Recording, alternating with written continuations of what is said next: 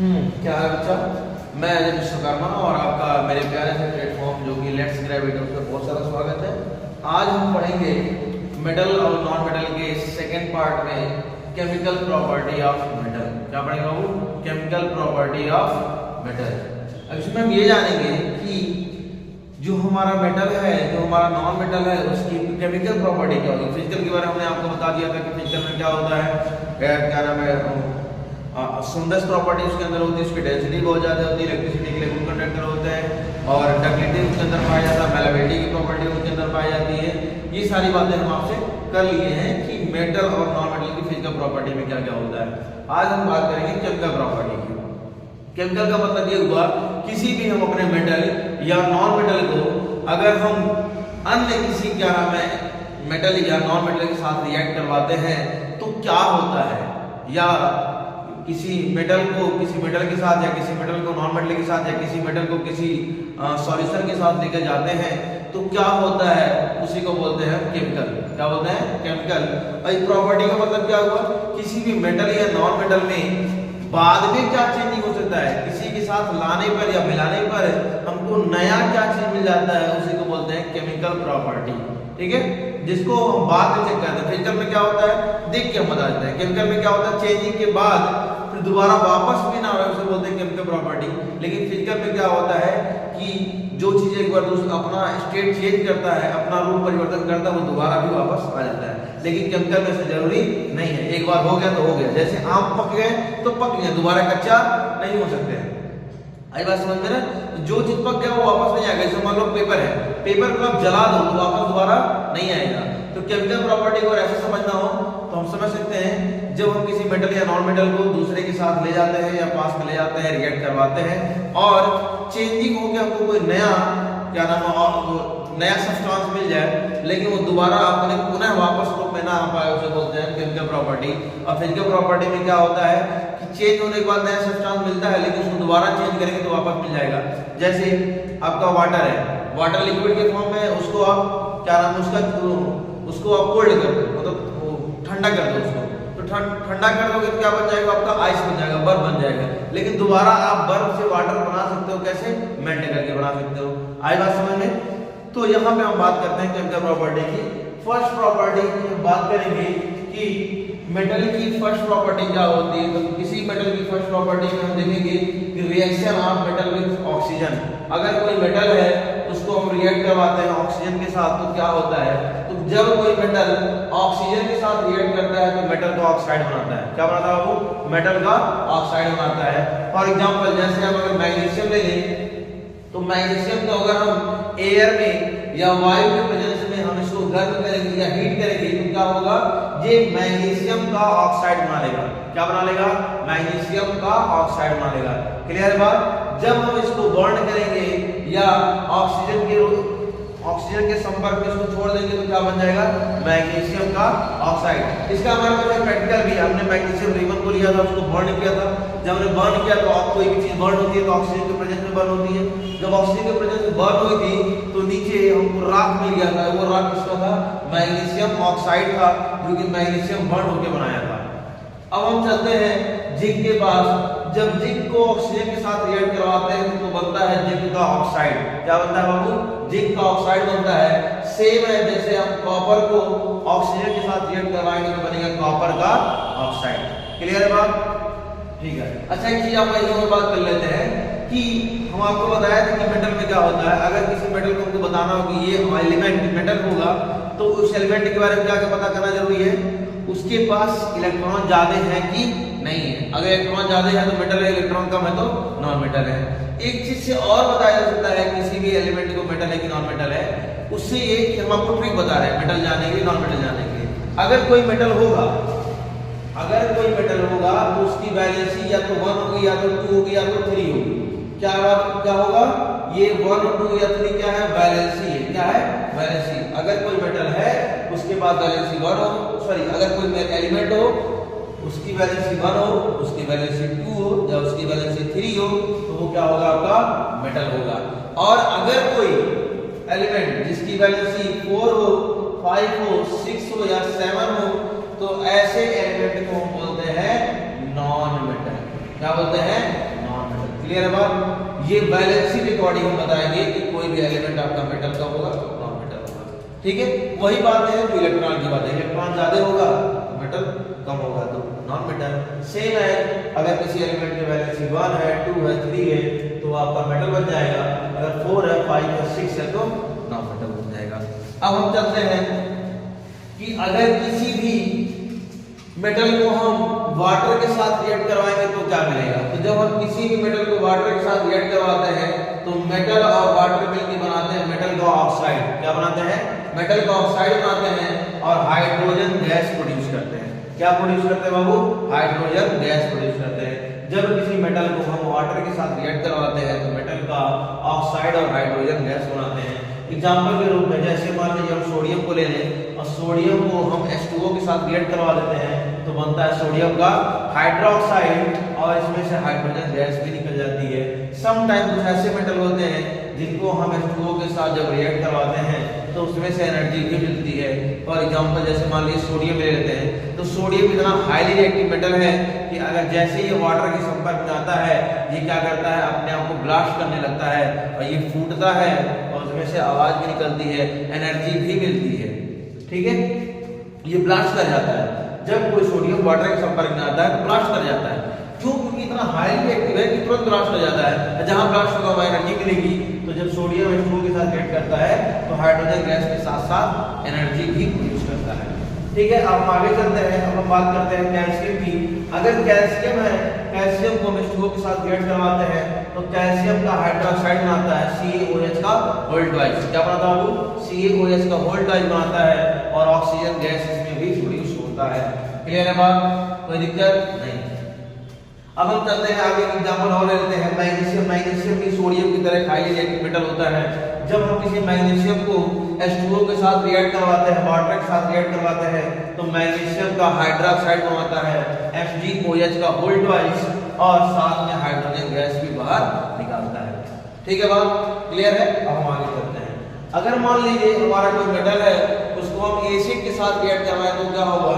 तो जब हम किसी मेटल को एसिड के साथ रिएक्ट करवाते हैं तो साल्ट बनता है और हाइड्रोजन गैस प्रोड्यूस होता है। क्या बनता है वो? साल्ट बनता है और हाइड्रोजन गैस प्रोड्यूस होता है। कब? जब हम किसी मेटल को एसिड के साथ रिएक्ट करवाते हैं तब। एग्जांपल देख लेते हैं। अगर मान लीजिए कोई सोडियम है और हम हाइड्रोक्लोरिक एसिड HCl को बोलते हैं हाइड्रोक्लोरिक एसिड। जब हाइड्रोक्लोरिक एसिड के साथ रिएक्ट करवाएंगे तो क्या बनाएगा? सोडियम का क्लोराइड NaCl बनाएगा और साथ में हाइड्रोजन गैस भी प्रोड्यूस करेगा। अब आपको पता है NaCl क्या होता है? सोडियम क्लोराइड, जो कि इसको हम इसको बाद में बोलते हैं नमक। क्या बोलते हैं? नमक। NaCl, इसी से नमक बनाया जाता है। जब सोडियम को HCl के साथ रिएक्ट करवाते हैं तो क्या बनाता है? NaCl सोडियम का क्लोराइड बनाता है जो कि क्या होता है? साल्ट होता है, साल्टी होता है। नेचर में कैसा होता है? साल्टी होता है। ठीक है, फिर अगर हम मैग्नीशियम को ले लें और H2SO4 भी आपका क्या है? एसिड है। जब हाइड्रोसल्फेट इसको बोलते हैं, हाइड्रोसल्फेट। जब मैग्नीशियम को H2SO4 के साथ रिएक्ट करवाएंगे तो बनता है मैग्नीशियम का सल्फेट और हाइड्रोजन गैस भी बनता है। इसको H2SO4 को सल्फ्यूरिक एसिड भी बोलते हैं या हाइड्रोसल्फेट भी बोलते हैं। अगर इसको केमिकली बोलना है तो हाइड्रोसल्फेट बोलो, या वैसे इसका नाम है जो आमतौर पर प्रचलित है जो चलता है उसको बोलते हैं सल्फ्यूरिक एसिड। क्या बोलते हैं? Sulphuric acid. तो H2SO4 को सल्फ्यूरिक एसिड भी बोलते हैं और H2SO4 को हाइड्रोसल्फेट भी बोलते हैं। ठीक है बात? तो जब मैग्नीशियम हाइड्रोसल्फेट या सल्फ्यूरिक एसिड के साथ रिएक्ट करता है जो कि क्या है आपका? एसिड है, तो बनाता है मैग्नीशियम का सल्फेट और बनाता है हाइड्रोजन गैस। मैग्नीशियम सल्फेट का फार्मूला होता है MgSO4 का होल ट्वाइस। MgSO4 का होल ट्वाइस। अब हम आगे चलते हैं। मान लीजिए हम कॉपर ले लेते हैं और कॉपर को HNO3 के साथ रिएक्ट करवाते हैं। इसके साथ HNO3 के साथ रिएक्ट करवाते हैं तो बनता है हमारा कॉपर नाइट्रेट। क्या बनता है बाबू? कॉपर नाइट्रेट बनता है। साथ में नाइट्रिक एसिड NO बन जाता है और H2O भी बाहर निकल जाता है, मतलब कि पचुछुर हो जाता है। वाटर की भी कुछ क्वांटिटी इसमें पाई जाती है। कब? जब किसी कॉपर को HNO3 के साथ रिएक्ट करवाएंगे तब। ठीक है, नाइट्रेट भी इसको बोलते हैं, नाइट्रिक एसिड। हाँ ठीक है, जब किसी कॉपर को HNO3 के साथ रिएक्ट करवाते हैं तो क्या बनता है? कॉपर का नाइट्रेट बनता है और क्या बनता है? नाइट्रिक एसिड NO बनता है और H2O बनता है। CuNO NO3 का होल्ड ट्वाइस जो होता है उसको बोलते हैं कॉपर नाइट्रेट। क्या बोलते हैं? Copper nitrate. अच्छा एक चीज और होता है, सिर्फ ऐसा ही नहीं है किसी मेटल को हम एसिड के साथ रिएक्ट करवाएंगे तो ही साल्ट बनेगा। जो आपने फर्स्ट वाले में मेटल को ऑक्सीजन के साथ रिएक्ट करवा के मेटल ऑक्साइड बनाया है, अगर किसी मेटल ऑक्साइड को डायरेक्ट हम एसिड के साथ रिएक्ट करवा दें तो भी क्या बन जाता है? साल्ट बन जाता है। तो भी क्या बन जाता है?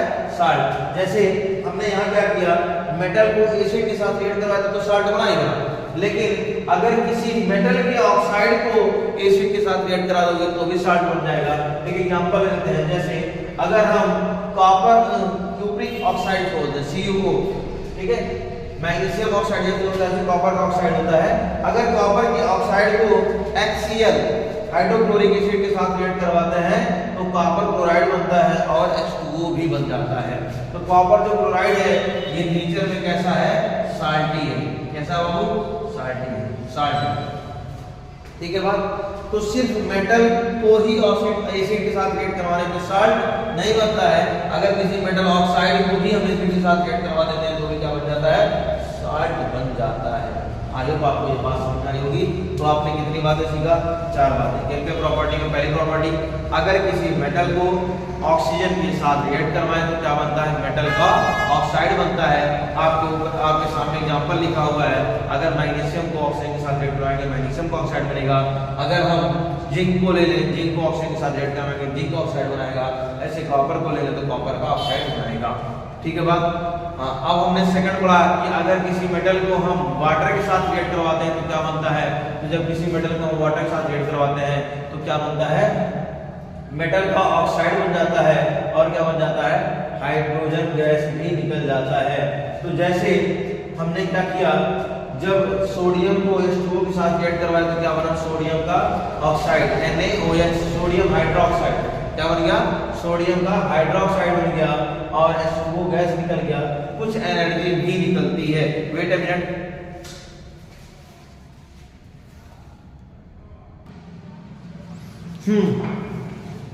तो हम आगे बढ़ते हैं। जैसे यहाँ पर एक गलती हो गई है, वो मेटल ऑक्साइड ना करके मेटल का हाइड्रोक्साइड। क्या है? मेटल का हाइड्रोक्साइड। Metal hydroxide. एक्चुअली होता क्या है, जब हम किसी मेटल को वाटर के साथ रिएक्ट करवाते हैं तो ये डायरेक्ट रिएक्ट करता है। पहले बनाता है मेटल का ऑक्साइड, और जब मेटल का ऑक्साइड को दोबारा वाटर के साथ रिएक्ट करवाते हैं तो बनाता है मेटल का हाइड्रोक्साइड। मतलब कि एक बार में ये प्रोसेस नहीं होता है, ये 2 बार में कंप्लीट होता है। जैसे अगर किसी मेटल को लेके वाटर के साथ रिएक्ट करवाएंगे तो बनाएगा पहले मेटल का ऑक्साइड, मेटल ऑक्साइड। दोबारा इस मेटल ऑक्साइड को वाटर के साथ रिएक्ट करवाना पड़ेगा तो क्या बनाएगा? मेटल का हाइड्रोक्साइड बनाएगा, जो यहाँ पर बना NaOH, कैल्शियम का हाइड्रोक्साइड या मैग्नीशियम का हाइड्रोक्साइड। ठीक है। अगर नॉर्मली इसको आप क्या नाम है प्रयोग करते हो, प्रैक्टिकल करके देखते हो तो ये एक बार में कंप्लीट नहीं होता है, कि ये 2 चरणों में कंप्लीट होता है। 2 बार का ये प्रोसेस है।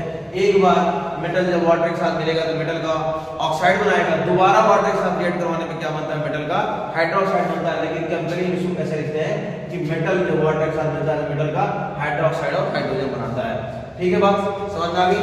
फिर हमने थर्ड पॉइंट पढ़ा था, reaction of metal with acid.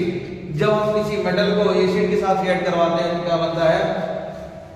आपका साल्ट बन जाता है और क्या बन जाता है? हाइड्रोजन गैस बाहर निकल जाता है। साल्ट में क्या है, जैसे मान लीजिए CH रिएक्ट करवाएंगे तो सोडियम का क्लोराइड बन जाएगा। H2SO4 सल्फ्यूरिक एसिड से करवाएंगे तो क्या बन जाएगा? मैग्नीशियम का सल्फेट बन जाएगा। HNO3 से करवा देंगे तो क्या बन जाएगा? ClNO3 का होल्ड ट्वाइस बन जाएगा। इसको बोलते हैं कॉपर नाइट्रेट। क्या बोलते हैं? Copper nitrate.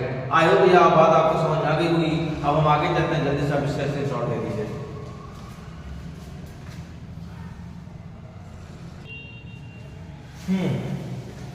आई होप आप स्क्रीनशॉट ले लिए होंगे। अब हम आगे बढ़ते हैं। हमारा नेक्स्ट पॉइंट है reaction of metal with solution of other metal salt. अगर किसी मेटल को हम किसी दूसरे मेटल के सॉल्ट के साथ रिएक्शन करवाते हैं जो कि कैसा होगा? सॉल्यूशन होगा। कैसा होगा? सॉल्यूशन होगा। तो क्या होगा? तो इसमें क्या होता है कि जो मोर रिएक्टिव मेटल होते हैं, जो मोर रिएक्टिव मेटल होते हैं वो डिस्प्लेस कर देते हैं लेस रिएक्टिव वाले मेटल को। फॉर एग्जांपल, जैसे हमारे पास आयरन है, आयरन एक मेटल है और हमारे पास एक कॉपर सल्फेट है। इसको हम आयरन को कॉपर सल्फेट के साथ अगर रिएक्ट करवाते हैं तो आयरन का सल्फेट बना लेता है और कॉपर को बाहर कर देता है। इसका मतलब ये हुआ कि इसमें जो आयरन था ये मोस्ट रिएक्टिव है, किससे कंपेयर में? कॉपर के कंपेयर में। इसलिए कॉपर को हटा दिया और खुद अपने पास किसके पास चला गया? सल्फेट के पास चला गया, सल्फेट को अपने पास बुला लिया। ठीक है, जैसे जिंक है, जिंक को जब हम आयरन सल्फेट के साथ रिएक्ट करवाते हैं तो जिंक आयरन से कहीं ज्यादा रिएक्टिव होता है, इसलिए क्या करेगा? आयरन को हटा देगा और आयरन का जो सल्फेट था इस सल्फेट को बुला लेगा अपने पास और बना लेगा क्या? जिंक का सल्फेट बना लेगा और आयरन को बाहर कर देगा। ठीक वैसे ही कॉपर है, कॉपर जब हम AgNO3 जिसका नाम है सिल्वर नाइट्रेट के साथ जब रिएक्ट करवाते हैं तो क्या होता है कि सिल्वर को बाहर करके नाइट्रेट को अपने पास बुला लेता है। कौन बुलाता है भाई? कॉपर बुलाता है। तो कॉपर का नाइट्रेट बना लेता है और सिल्वर को बाहर कर देता है। एक चीज आप समझ रहे होंगे कि हो क्या रहा है कि जो मोर रिएक्टिव है, जैसे आयरन हुआ किससे कंपेयर में? कॉपर के कंपेयर में, जिंक हुआ आयरन के कंपेयर में, कॉपर हुआ सिल्वर के कंपेयर में, ये कर क्या रहे हैं? कर ये रहे हैं कि डिस्प्लेस कर देना। डिस्प्लेस मतलब क्या होता है? दूर कर देना, भगा देना, विस्थापित कर देना। शुद्ध बोले तो इसको बोलते हैं विस्थापित कर देना। मतलब कि जो कॉपर के साथ सल्फेट था, सल्फेट को क्या किया? आयरन ने अपने पास बुला लिया और कॉपर को विस्थापित कर दिया। ठीक है, ऐसे जिंक ने सल्फेट को बुला करके आयरन को विस्थापित कर दिया, ऐसे कॉपर ने नाइट्रेट को बुला करके सिल्वर को डिस्प्लेस कर दिया। और इस तरह से जब आयरन कॉपर को हटाता है तो आयरन का सल्फेट बनाता है, जब जिंक आयरन को हटाता है तो जिंक का सल्फेट बनाता है, कॉपर सिल्वर को हटा करके कॉपर का नाइट्रेट बना लेता है और इस तरह से रिएक्शन कंप्लीट होता है। तो यहाँ पर हुआ क्या? यहाँ पर डिस्प्लेस हुआ। किसका डिस्प्लेस हुआ? लेस रिएक्टिव मेटल का। जो मोर था वो लेस वाले को हटा दिया और जो लेस वाले के साथ लगा हुआ था उसको अपने पास बुला लिया। इसका मतलब ये हुआ कि इस रिएक्शन को हम बोलते हैं डिस्प्लेसमेंट रिएक्शन। क्या बोलते हैं? Displacement reaction. इस रिएक्शन को क्या बोलते हैं? डिस्प्लेसमेंट रिएक्शन बोलते हैं। विस्थापन अभिक्रिया भी इसी को बोलते हैं। क्या बोलते हैं? विस्थापन अभिक्रिया। ठीक है, क्या बोलते हैं? विस्थापन अभिक्रिया। ठीक है बात। जो लेस रिएक्टिव मेटल होगा वो हट जाएगा और मोर रिएक्टिव वाला मेटल खुद वहां पर आ जाएगा और वहां से क्या नाम है? एक नया आपको केमिकल कंपाउंड मिल जाएगा। ठीक है, अब हम देखते हैं कि कौन लेस रिएक्टिव है, कौन मोर रिएक्टिव है। तो अगर हम देखें तो हमारे पास रिएक्टिव सीरीज होता है और इसमें हम देख रहे हैं कि सोडियम है, पोटेशियम है, सोडियम है, कैल्शियम है, मैग्नीशियम है, एल्युमिनियम है, जिंक है, आयरन है, टिन है, लेड है, कॉपर है, मरकरी है, सिल्वर है और क्या है आपके पास? गोल्ड है। तो अगर हम देखें तो इसमें सबसे ज्यादा रिएक्टिव कौन है? तो सबसे ज्यादा रिएक्टिव जो होता है वो आपका कौन होता है? पोटेशियम होता है। पोटेशियम के बाद लेस रिएक्टिव होता है सोडियम, सोडियम के बाद आपका कैल्शियम रिएक्टिव होता है, कैल्शियम के बाद मैग्नीशियम, मैग्नीशियम के बाद एल्युमिनियम। ऐसे धीरे धीरे नीचे जाएंगे तो ये जो रिएक्टिव सीरीज है वो क्या बताता है कि सोडियम के बाद जितने लोग हैं वो क्या हो जाएंगे? कम हो जाएंगे। ठीक है, मतलब हाईली रिएक्टिव मेटल सबसे ज्यादा कौन है? पोटेशियम है। पोटेशियम के बाद सबसे हाईली रिएक्टिव मेटल कौन है? सोडियम है। सोडियम के बाद हाईली रिएक्टिव मेटल कौन सा है? कैल्शियम है। इट मींस ये हुआ कि जब आप नीचे से ऊपर की तरफ जाओगे, नीचे से ऊपर की तरफ जब आप जाओगे तो आपको क्या मिलेगा? हाईली रिएक्टिव मेटल मिलेंगे। क्या मिलेगा? हाईली रिएक्टिव मेटल मिलेगा। यहाँ पर इनकी जो रिएक्टिविटी है वो क्या हो रही है? इंक्रीज हो रही है। या इसका उल्टा कहें, जब हम पोटेशियम से गोल्ड की तरफ जाते हैं तो यहाँ पर इनकी रिएक्टिविटी क्या होती है? डिक्रीज होती है। क्या होती है? डिक्रीज होती है। यहाँ पर क्या हो रहा है? इंक्रीज हो रहा है। इंक्रीज का मतलब होता है बढ़ना। जब हम नीचे से ऊपर की तरफ आएंगे तो इनकी रिएक्टिविटी, इनकी अभिक्रिया करने की जो कैपेसिटी होती है, जो क्षमता होती है वो बढ़ जाती है। जब हम ऊपर से नीचे की तरफ आएंगे तो ये डिक्रीज होते हैं, मतलब कि ये घट जाते हैं। मतलब क्या हुआ? मतलब ये हुआ कि इनकी जो अभिक्रिया करने की क्षमता है, जो कैपेसिटी है, जो पावर है वो क्या हो रही है? घट जा रही है। तो सबसे ज्यादा हाईली रिएक्टिव मेटल क्या है आपका? पोटेशियम। पोटेशियम के बाद सोडियम, सोडियम के बाद कैल्शियम, कैल्शियम के बाद मैग्नीशियम, मैग्नीशियम के बाद एल्युमिनियम, एल्युमिनियम के बाद zinc, copper, tin, lead, mercury, silver, gold, ये सब आते हैं। ठीक है बात। अब यहाँ देखो हुआ क्या? आप यहाँ देखो कि जो आयरन है, आयरन का है, आयरन कॉपर से ज्यादा रिएक्टिव है। कॉपर देखो कहां पर है, आयरन कहां पर है कि नहीं। तो अगर ऊपर की तरफ चढ़ेंगे तो कॉपर पहले मिल जाएगा, आयरन बाद में मिल रहा है। इसका मतलब ये हुआ कि आयरन जो है बहुत ज्यादा रिएक्टिव है किससे कंपेयर में, कॉपर के कंपेयर में। तो यही वजह था कि जब कॉपर का सल्फेट था तो आयरन ने इसको हटा दिया, और हटाने के बाद अपना सल्फेट बना लिया। क्यों? क्योंकि कॉपर आयरन के कंपेयर में क्या हो रहा है, कमजोर पड़ रहा है, तो आयरन ने उसको भगा दिया। ठीक है, ऐसे जिंक जो है वो आयरन के कंपेयर में ज्यादा है। देखो यहाँ पर आयरन है, यहाँ पर जिंक है, मतलब आयरन से जस्ट ऊपर कौन है, जिंक है। तो कहीं ना कहीं आयरन से ज्यादा रिएक्टिव हो गया कौन, जिंक हो गया। तो क्या करेगा जिंक, आयरन के सल्फेट में से सल्फेट को अपने पर उड़ा लेगा और आयरन को हटा देगा। आई बात समझ में? ये क्यों हो रहा है, क्योंकि आयरन के कंपेयर में जिंक ज्यादा रिएक्टिव है, इसलिए हटा दिया। ठीक है, ऐसे ही कॉपर ने क्या किया, सिल्वर नाइट्रेट में से नाइट्रेट को अपने पास बुला लिया और सिल्वर को हटा दिया। क्यों? क्योंकि आप कॉपर देखो यहाँ पर है और सिल्वर यहाँ पर है, तो कहीं ना कहीं सिल्वर के कंपेयर में कॉपर ज्यादा रिएक्टिव हो गया। तो कॉपर क्या करेगा, सिल्वर के पास जो भी कुछ है उसको अपने पास ले लेगा और क्या नाम है, सिल्वर को हटा देगा। ठीक है, ऐसे मान लीजिए पावरफुल आदमी है, कमजोर आदमी है, तो पावरफुल आदमी क्या करता है, हमेशा कमजोर आदमी को दबाता है और उसकी चीजों को इस्तेमाल करता है, उसको सताता है, परेशान करता है, करता ही नहीं करता है। ठीक वैसे यहाँ पर भी जो मेटल हाईली रिएक्टिव होंगे वो लेस रिएक्टिव वाले मेटल को क्या करेंगे, डिस्प्लेस कर देंगे और उनका जो भी कोई कंपाउंड होगा उसको अपने पास बुला लेंगे। और इस तरह के रिएक्शन को बोलते हैं डिस्प्लेसमेंट रिएक्शन या विस्थापन क्रिया बोलते हैं।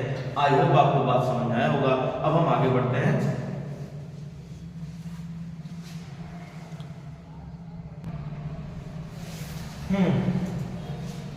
अब हम चलते हैं chemical property of non metal. अब हम देख लेते हैं नॉन मेटल की क्या क्या प्रॉपर्टी होती है। जैसे हमने अभी मेटल की प्रॉपर्टी को देखा कि मेटल ऑक्सीजन के साथ क्या करता है, मेटल और क्या नाम है, वाटर के साथ क्या करता है, मेटल एसिड के साथ क्या करता है, और हमने और भी कुछ प्रॉपर्टी देखी, डिस्प्लेसमेंट रिएक्शन देखा हमने। अब हम चलते हैं, देखते हैं कि केमिकल प्रॉपर्टी किसकी, नॉन मेटल की। अच्छा, इसमें देखते हैं कि reaction of non metal with oxygen. जब किसी नॉन मेटल को ऑक्सीजन के साथ रिएक्ट करवाते हैं तो क्या मिलता है, तो जब हम किसी नॉन मेटल को ऑक्सीजन के साथ रिएक्ट करवाते हैं तो नॉन मेटल का ऑक्साइड बन जाता है। क्या बनता है वो, नॉन मेटल का ऑक्साइड बन जाता है। एग्जांपल के रूप में जैसे हम अगर कार्बन को ऑक्सीजन के साथ रिएक्ट करवाते हैं तो क्या बनेगा, कार्बन का डाइऑक्साइड। क्या बनेगा, कार्बन डाइऑक्साइड। अगर दोबारा कार्बन डाइऑक्साइड को हाइड्रोजन H2O के साथ, जो कि क्या हमारा वाटर, क्या है वो, वाटर, अगर हम वाटर के साथ रिएक्ट करवाते हैं तो क्या बन जाता है, H2CO3, कार्बोनिक एसिड से बोलते हैं। क्या बोलते हैं, कार्बोनिक एसिड, H2CO3। ठीक है, हम ऐसे ले लेते हैं सल्फर, और सल्फर का ऑक्सीजन के साथ रिएक्ट करवाते हैं तो बन जाता है SO2, सल्फर डाइऑक्साइड। क्या बन जाता है, सल्फर डाइऑक्साइड बन जाता है। अगर सल्फर डाइऑक्साइड को वाटर के साथ H2O के साथ रिएक्ट करवाते हैं तो बन जाता है सल्फ्यूरस एसिड। क्या बन जाता है, सल्फ्यूरस एसिड। फार्मूला होता है H2SO3। क्या बन जाता है, H2SO3, सल्फ्यूरस एसिड। क्लियर है बात? फिर हम आगे बढ़ते हैं तो देखते हैं नॉन मेटल वाटर के साथ क्या करते हैं। तो नॉन मेटल वाटर के साथ यूजुअली कोई भी रिएक्शन नहीं करते हैं। सेम है ऐसे जब किसी नॉन मेटल को हम डाइल्यूट एसिड के साथ ले जाते हैं तो वहां भी ये रिएक्ट नहीं करते हैं। क्यों? क्योंकि नॉन मेटल इतने कैपेबल नहीं है कि किसी भी हाइड्रोजन आयन को हटा सके। जैसे मान लीजिए हम क्लोरीन को ले लेते हैं, किसको लेते हैं, क्लोरीन को। अब क्लोरीन को रिएक्ट करवाते हैं H2SO4 से, किससे करवाते हैं, H2SO4 से। तो क्लोरीन के पास इतना दम कम नहीं है कि यहाँ से H2O को हटा दे। ठीक है बात? तो ये यूजुअली यहाँ से हटा नहीं सकते हैं, इसलिए ये अपना कोई भी रिएक्शन एसिड के साथ नहीं करते हैं। यही रीजन है क्यों, क्योंकि हाइड्रोजन यहाँ पर कहीं न कहीं क्लोरीन से ज्यादा पावरफुल हो जाता है, इसलिए हाइड्रोजन को हटाना क्लोरीन के बस का नहीं होता है, तो वहां पर कोई रिएक्शन पॉसिबल नहीं है। अब हम बढ़ते हैं आगे और देखते हैं किसी भी नॉन मेटल का साल्ट सॉल्यूशन में क्या रिएक्शन होता है।